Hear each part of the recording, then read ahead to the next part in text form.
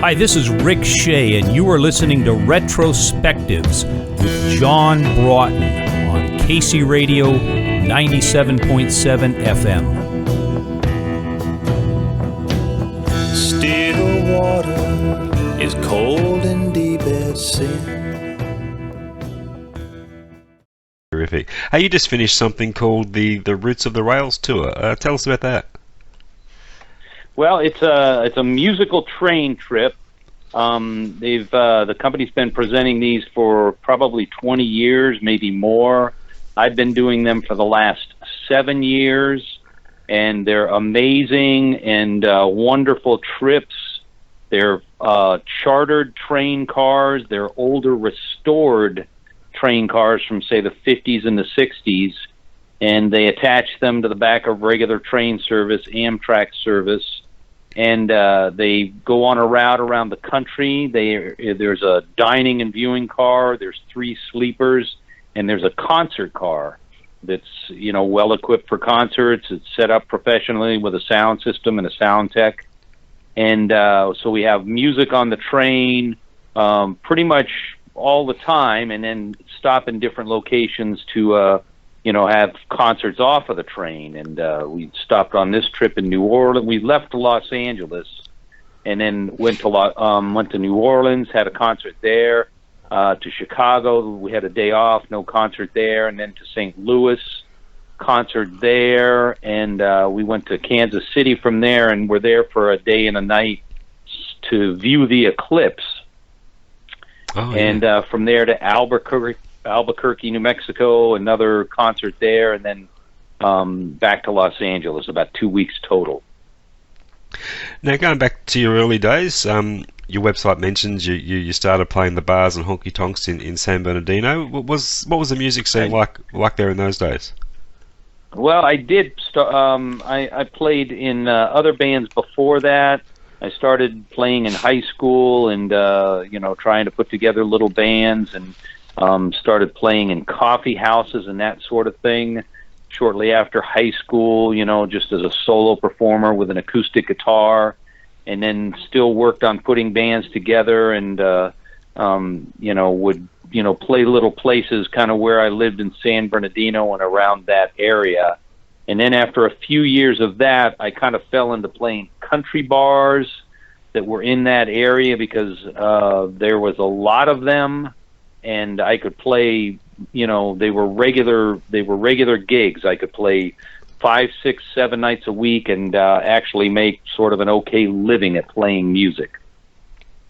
So when you started to get into songwriting, who were the first songwriters that grabbed your attention and inspired you to want to be a writer yourself? Well, I liked a lot of music always. I'm not sure when people like Neil Young, I'm sure, kind of probably started to inspire me as a songwriter. Merle Haggard was a big inspiration. I've always listened to a lot of older music, folk music, people like Woody Guthrie. I listened to Tom Rush a lot when I was younger. He was not as much of a songwriter, but he played a lot of the old folk songs, and I kind of got introduced to a lot of songs that way. So it's always been a pretty big variety, but usually a little more in the folk music and country music world, I would say. You were a child of the rock and roll era. Was that your first love, and then you gravitated towards country and folk, or was it always country and folk right from the beginning?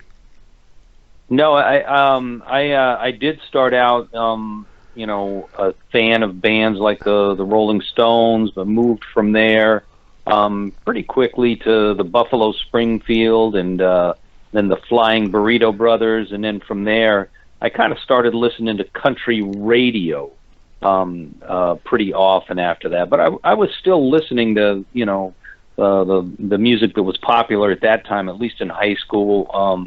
Creedence Clearwater, Led Zeppelin, all of that music. But like I said, after I got out of high school, I really started to dig really quite a bit deeper into folk music, and shortly after that into blues music too. Talk about your songwriting. Is there a tried and true method to your writing, or can it vary from song to song? Well, I think it can vary a certain amount.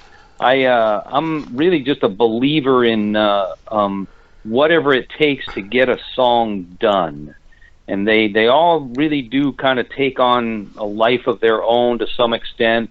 Some songs come much easier than others. Some come pretty quickly within a short period of time, which is always wonderful.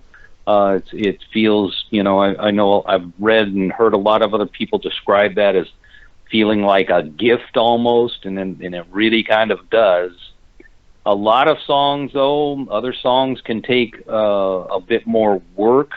And like I said before, I'm a believer in really sticking with things and finishing things. And I don't co-write with people on a regular basis, but I do. I don't think there are any co-writes on the new album, but there's usually, most of my albums have had at least one or two songs that I've co-written with someone else. And a lot of the time that will come along because I'll have a song that I know I like and I've gotten to a certain point with it, and I just don't seem to move ahead, but I'll have an idea of, the direction that I kind of see that I can see that I think it would be going. And I'll present it to someone that I know that's a songwriter that I think would understand that. And I've had some wonderful results that way. Friends of mine and other songwriters that have, I've played something sort of half finished for them, and they've said and told them, yeah, I've gotten it to this point, and they said, oh yeah, I've got some real good ideas for this, and actually been able to finish it up pretty quickly. Have you found over the years that collaborating with other songwriters at times can influence the way that you write when going back to writing alone? Yes, very much so, and especially when I've sat down with other songwriters, which I haven't done for quite a while. But yes, seeing how anybody approaches anything, recording, writing, songwriting, performing, anything like that, I'm always trying to pay attention and learn anything new that I can. One thing that stands out often in your work is the wonderful storytelling element to your songwriting. Apart from a good story, which is obvious, what else is the key to good storytelling for you? Well, it's just if it's something that interests me, and of course, a lot of the songs will come from my own personal history or background. Family stories or things that I've been involved in. Mexicali train is, of course, a train that comes from a train trip that I actually took and how I felt at that time. But not always. I mean, I can just I've written some songs from stories that I've read in newspapers or been around, and some come completely from my imagination, just kind of thinking, well, this is really interesting and this could make a song. So they can really come from a lot of different places, the stories. Do you like to road test new songs and engage an audience reaction to them before you sit down to record them? Well, I do. I don't always get a chance. I think I had about half of the songs on the latest album that were completed before I started recording, and of course played them in shows live whenever I could, and got a good response on all of them, which made me, of course, feel real good. But there turned out to be a couple of songs that came along late, and they were already in the process and were included, and so I feel good about that too, because I feel like I'd like to include a couple that are completely new on any album that come along as a bit of a surprise. Now, apart from guitar, you also play a little bit of pedal steel, which I imagine is a difficult instrument to master. Any pedal steel players that you in particular look up to? There's most all of them, of course. I have an Emmons pedal steel guitar, and Buddy Emmons was such a fine player in so many ways. Ralph Mooney, played on so many of the Bakersfield records with with Buck Owens, with Merle Haggard, even going back to Wynn Stewart. Those are the songs that were so, kind of, they were what a lot of us really loved out here in California. I'm trying to think of, really just about anybody that's playing the instrument well. Lloyd Green is who I was trying to think of. Lloyd Green is such a fine player. Weldon Myrick, that was the steel player on the Grand Ole Opry for many years. It's just, I'm kind of in love with the instrument and anybody that plays it well, I guess. Talk about a couple of your past albums before we touch on the new one. The Sweet Bernadine album seems to be a very personal one for you. Seems to be have a nostalgic theme to it. Did you approach that project with that particular theme in mind? Which one?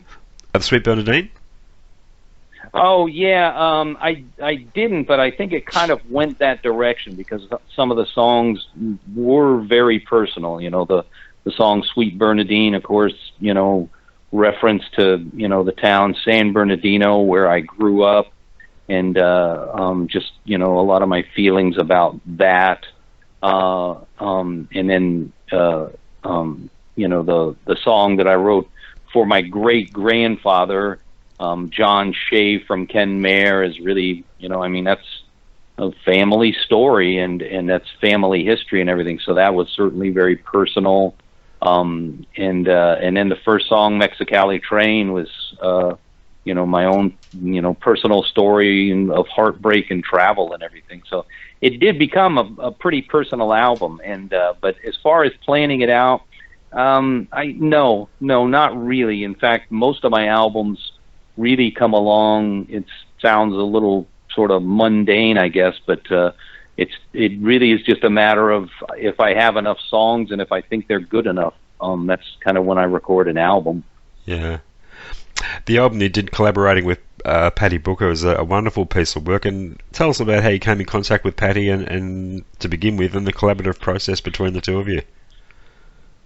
Patty and I worked together in. There was still a lot of bars and country bars and nightclubs and that sort of thing.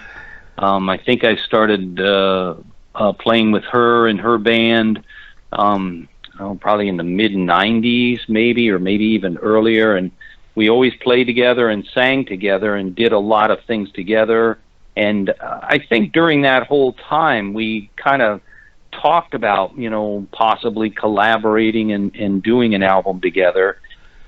And it never, it was just never really happening. And then I think it was, she really kind of came to me in 2002 or 3 or whenever it was and said, yeah, we should really do this. And she started making the effort, and she came up here to where I live in Covina for a number of weeks, and we'd get together during the day in my kitchen and go over songs and talk about songs and learn parts and try and structure the harmonies. So that's really kind of how that came about. A lot of it was her initiative, I guess. It was something, of course, I always wanted to do and always hoped to do, but I think it was her initiative to just kind of make sure that it started happening. Another artist you've worked with, and I know you admire greatly, is Dave Alvin. Tell us about working with Dave. Dave was a musical hero of mine.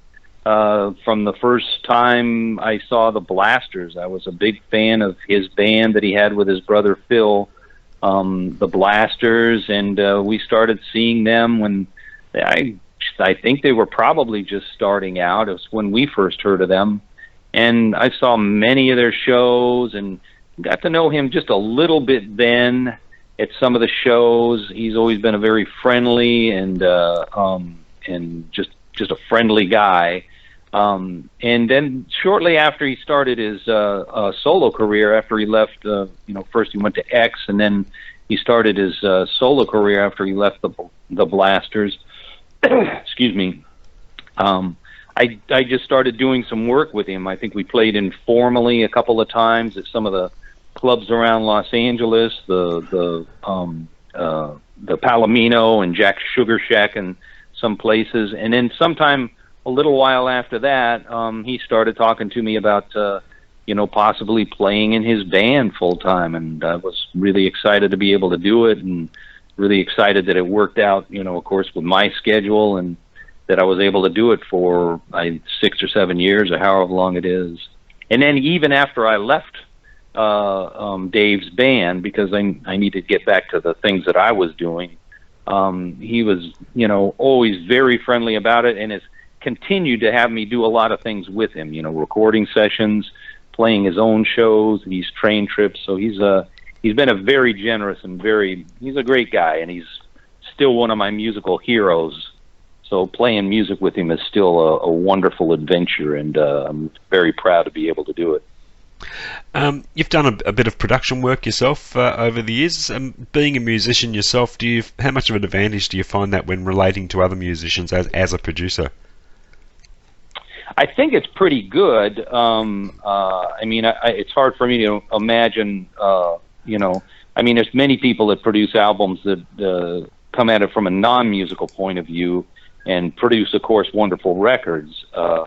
But being a musician, I feel like I can know what the other musicians are going to need as far as preparation. I can, get things set up as far as, arrangements and charts and anything else they might be able to need if they need to hear the material first, so that when we first show up at at one of the recording sessions, everyone is as prepared as they can be, and then we can get down to what's really important, and playing the song the way the artist, or if I'm making the decisions the way the way I'm hoping it will sound. You have a studio set up of your own there. Tell us a bit about the setup there you've got. I do. It's I have a small. I consider it more of a project studio, but it's well set up, and I've recorded of course my last 3 albums for the most part here. It's not a big space. It's just a small room in my garage. So I don't ever record drums here. So I know a few of my friends that are wonderful drummers have studios that they're set up with, and so the last few albums, that's where I've recorded the drums. And then, usually either just me and the drummer, or me and a couple of the guys and the drummer, and then brought those tracks back to my studio to work on them here. Now, I think and then I'll have other people come in, depending on what else is needed. I can do a lot of the overdubs here. I can do all of the vocals here. I can do most of the recording here, and I do, with the exception of recording the drums, actually. Now, your new album, only just released, The Town Where I Live. What can you tell us about it? Well, I'm really happy about it. It's every album is my favorite when they come out and when they're new. And of course this one is. I'm really proud of the songs. The biggest maybe difference, and I'm real happy about this, is this was more of a band effort than a lot of my previous albums. The guys that have been playing with me for, Dave Hall, who's played bass with me for maybe almost 20 years, has played on most all of my albums. And Steve McGallion, who plays drums, has been playing the live shows with me for about the last 5 or 6 years, and Steve and Pat for the last 2 or 3. So we've all been playing together as a unit for the last 2 or 3 years, or a little bit longer. And when it came time to make the album, previous albums, I've usually looked at, okay, well, once I've done this and, any of the things that I'm not going to play myself, I think, well, who's a good accordion player that, or who's a good, if I needed keyboards or anything. But I looked at this and I realized, these guys, we can do everything just with ourselves, with the band, and it was an opportunity to make a band album. So I just focused on that and made sure that anything that we did, it was us, and so everybody was able to contribute and bring their own ideas and make their own contributions, which was it really felt good to me. I was really happy about that. Were the songs for the album written with a band project in mind? I don't think I really considered that until we got started. I just was trying to put everything together, and I don't think I'm ever really sure I have an album until it just is all there. I might have enough songs, but they might not be the right kind of songs. I want to think of a certain kind of pacing, enough, enough up-tempo songs, compared to, slower tempoed songs. And so when I got to the point where I realized I had enough songs and I liked all of the songs, and we went into at a friend's studio in Venice, California, not too far from me. I think that's when I realized it. We got together I was just going to record a couple of the songs and see what we had, and I realized, we can just do all of this ourselves. We can make a band album, and I think that's when I realized it and just decided to stick with it, I guess. As far as the songs go, if you could place a particular theme on the album, what would it be? Boy, I don't know. It seems to kind of jump around as far as what things are about. The first song, "Goodbye, Alberta," is really just a song that at times when I'm kind of sitting down and thinking about writing a song and looking for ideas, I have a book of old blues and folk music lyrics that I just kind of will thumb through. And the old song, "Alberta, Alberta, where you been so long," I kind of landed on that. And really that's where "Goodbye, Alberta" comes from. But some of the other songs are certainly more personal. "The Road to Jericho" is, it's personal in a different way, but so it kind of moves around a bit, I guess. I don't know if I could really give it an identity of its own, the whole album. Yeah. And your band, the Losing End, tell us about the background of some of the guys in the band. Well, they're all wonderful musicians. Dave Hall, who I mentioned first a minute ago, has played with me for, like I said, probably 20 years.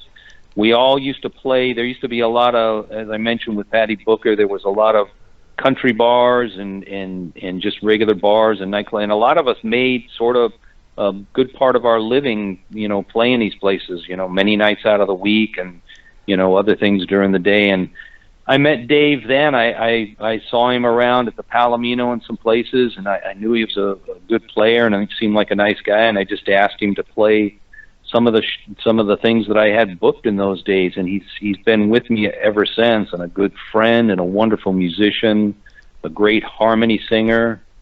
Steve McGallion I've known for almost as long, but the things that I played with Steve were just occasional here and there, and he toured a lot with blues bands, with Rod Piazza and a number of other people for many years. So I wouldn't see him for long periods of time. He'd be out of town so much. And I started running into him again and had him play some of the things with us. And he fit in so well. He's just so comfortable, and he's once again such an easygoing and friendly guy. I just continued to have him do all of my shows. And he's been a good friend with Steve and Pat, the fourth member, and they had me do some shows that they were doing it had kind of a strange name. It was called Guitarology, and all of that meant was it was kind of just based around guitars and guitar playing and guitar players, I guess. But it was a show that they did for about 3 or 4 years, and they invited me down to do that a number of times, and I got to know Steve and Pat then, and we hit it off musically, and he began to ask me if he could come to play some of the shows that I was playing. I waited a bit of time, but he really seemed to want to do it and kept asking and started coming out, and and managed to fit right in, and has just been a wonderful addition. He's got great enthusiasm. He's a wonderful guitar player, wonderful accordion player, and he plays a number of other instruments that he usually doesn't bring to the live performances, but he did contribute on the album. Some keyboard work. I guess he plays good pedal steel. I think I ended up playing all of the pedal steel parts, but he's just a wonderful guy and a wonderful, wonderful musician. Now, I think I read somewhere that you've done a little bit of journalism over the years. Is that right?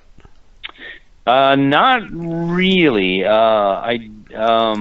If they could be possible, I wrote a review of a George Jones autobiography or biography that I wrote that for the LA Times, and that's really the only thing. I've never done anything else, and that came about just because a friend of mine has worked at the LA Times for a number of years.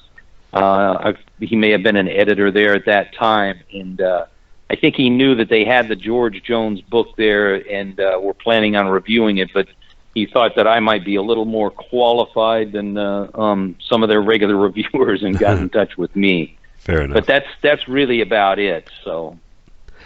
Now, without enjoying anything that resembles great commercial success, you've managed to survive in a music career for a long period of time. What would be your key survival advice for anyone in the business? Well, to be able to do a lot, wear a lot of different hats, I guess is the best way to say it. So I think that's how I've been able to survive. I've been able to play music with a lot of different people. And when the opportunity came along to step into producing records for other people, I guess I learned quickly on the job how to, do a lot of different jobs. But the other advice I would always give people, and I think somebody was giving me this advice when, early on, was, and I think this applies to anything, any sort of job, anything that anybody might be doing. Just get to know a lot of people. I don't ever think you can know too many people really in any line of work, because if you have a lot of people and you've worked with a lot of people, if one area of what you're doing seems to be slowing down for whatever reason, there's not as much work in one area, you can always get in touch, or you might hear from somebody that you worked with previously and get started, on something else. So that's good advice. Absolutely. Hey, Rick, thank you so much for your time. It's been a pleasure catching up with you. Congratulations on yet another fantastic new album. Thank you, John. And I guess you'll be taking it out on the road with the band? Yes, I'll be up in Northern California next week for just kind of a long weekend, I guess, and then back on the East Coast a little later in September, and then making plans for some other trips, and hope to get to Europe next year. No plans for down under, but I would certainly love to, but I don't know that I have enough of the right contacts. Although a couple of the people that have been on the train a couple of times have invited me down. They do a house concert series, and they're in Melbourne too. That's where you are, right? Yeah. Yeah. So they've invited me down. So a few more, good connections like that, and maybe I could make it down under. Wonderful. Oh, look, we have a fantastic festival season in the first quarter of the year. I might send you some information about some of the festivals there, and you might be able to hook up that way. Oh, I appreciate that. Thank you very much. All the best, Rick. Thanks once again. We'll speak soon. So, let me know if and when this comes out, and I can let the friends that I have down there, I can let them know. I'll certainly do that. Thank you, John. Okay, all the best. Bye-bye. You too. Bye.